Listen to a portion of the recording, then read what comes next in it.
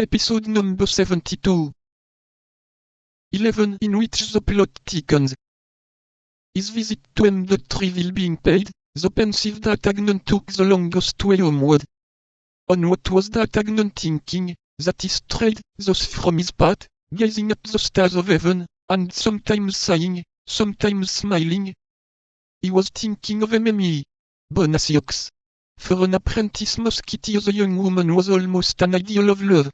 Pretty, mysterious, initiated in almost all the secrets of the court, which reflected such a charming gravity of her pleasing features, it might be surmised that she was not wholly unmoved, and this is an irresistible charm to novices in love. Moreover, D'Artagnan had delivered her from the hands of the demons, who wished to search and ill-treat her, and this important service had established between them one of those sentiments of gratitude, which so easily assume a more tender character.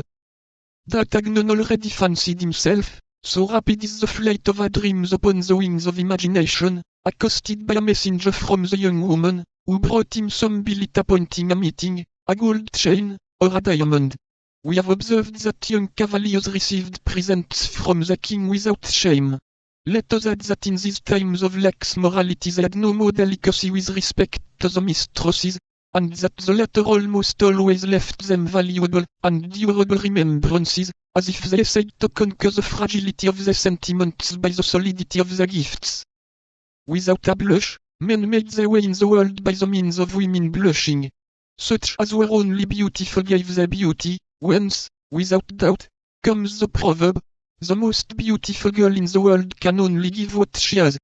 Such as were rich gave in addition a part of their money, and a vast number of heroes of that gallant period may be cited who would neither have won their spurs in the first place, nor their battles afterward, without the purse, more or less furnished, which their mistress fastened to the saddle-bow. D'Artagnan owned nothing. Provincial diffidence, that slight vanish, the ephemeral flower, that down of the pitch, had evaporated to the winds through the little orthodox counsels which the three musketeers gave their friend. D'Artagnan, following the strange custom of the times, considered himself at Paris as on a campaign, neither more nor less than if he had been in Flanders, Spain yonder, woman here. In each there was an enemy to contend with, and contributions to be levied. But, we must say, at the present moment D'Artagnan was ruled by a feeling much more noble and disinterested. The mercer had said that he was rich. The young man might easily guess that with so weak a man as M. Bonacieux, and interest was almost foreign to this commencement of love, which had been the consequence of it. We say almost, for the idea that a young, handsome, kind, and witty woman is at the same time rich takes nothing from the beginning of love, but on the contrary strengthens it. There are in affluence a crowd of aristocratic cares and caprices which are highly becoming to beauty.